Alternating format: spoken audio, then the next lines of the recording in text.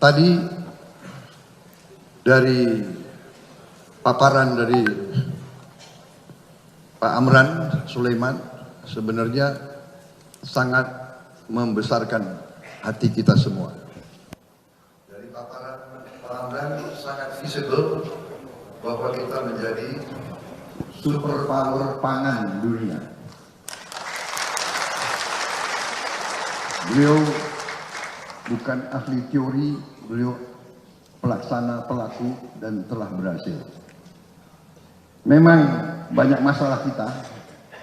Tadi juga pemapar terakhir juga menyampaikan ya, birokrasi kita luar biasa.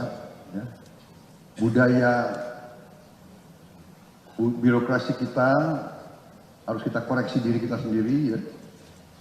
Kita sering menghanut, birokrat kita sering menghanut, kalau bisa dibikin susah, kenapa dibikin gampang? Yang tadi itu, lebih baik negara hancur daripada melanggar prosedur. Padahal prosedur adalah alat untuk membangun negara. Jadi disinilah kita harus cari suatu pendekatan yang berorientasi kepada hasil. Dan saya kira pemimpin-pemimpin politik harus punya will, kehendak untuk tidak mengkriminalisasi para pelaku, para pimpinan eksekutif di lapangan yang ingin mengejar keberhasilan untuk bangsa dan rakyat Indonesia. Sekarang masalahnya apakah kita bisa menghasilkan sasaran yang kita perlukan, pertumbuhan 6% lebih. Kalau kita lihat tadi paparan Pak Amran, ada 24 juta rawa yang tidak termanfaatkan. Kita bisa merubah menjadi lumbung pangan bangsa Indonesia, dan menurut saya lumbung pangan dunia. Kita bisa bayangkan 11 juta hektar. Dengan 11 juta hektar kita tidak saja swasembada pangan, tapi kita juga swasembada energi. Dan juga kita bisa memiliki energi terbarukan, karena ini akan terus-menerus kita bisa produksi dan bisa mengurangi pencemaran lingkungan. Karena ini adalah dari tanaman. Ini adalah biofuel, saudara-saudara. Sekarang kalau kita lihat bagaimana kita akan mencapai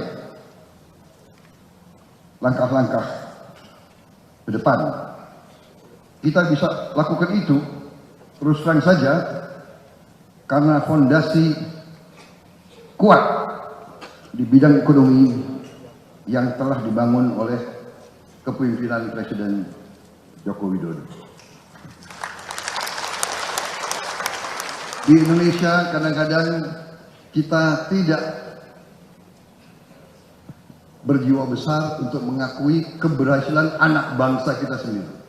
Saya tidak tahu dari mana budaya kita, ya kan? Kita kadang-kadang terlalu kagum dengan orang asing, prestasi asing.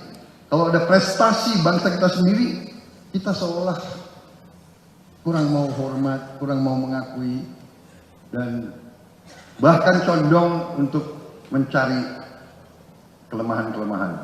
Kelemahan pasti ada. Kalau kita lihat dari PDB nominal kita 2014, dari 890 miliar, atau sedikit yang menganggap bahwa ini prestasi. Banyak negara itu sekarang dilanda perang saudara. Dengan perang saudara di Sudan, di Somalia, di Libya, di Mali, Bagaimana bisa mencapai pertumbuhan PDB?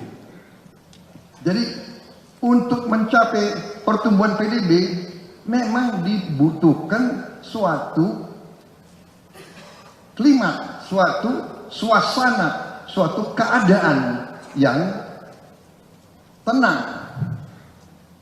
Hanya dengan ketenangan, hanya dengan perdamaian bisa ada pertumbuhan. Ini adalah prestasi kepemimpinan nasional.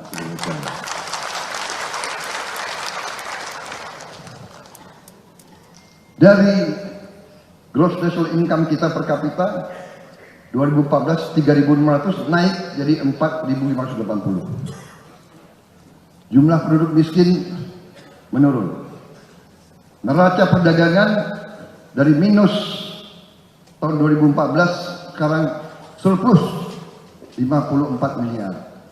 Cadangan devisa juga naik 137 miliar dolar sekarang. Ini suatu terobosan, saya kira suatu prestasi, dan ini terus terang aja juga hasil daripada kebijakan-kebijakan, langkah-langkah gubernur-gubernur bank sentral kita. Ya, jadi ini menunjukkan kalau semua komponen, semua elemen bekerja sama dengan baik, kita bisa merubah arah pembangunan kita.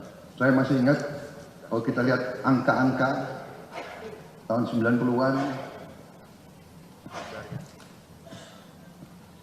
selalu cadangan devisa kita tidak pernah di atas 50 miliar dolar. Tidak pernah, jarang sekali.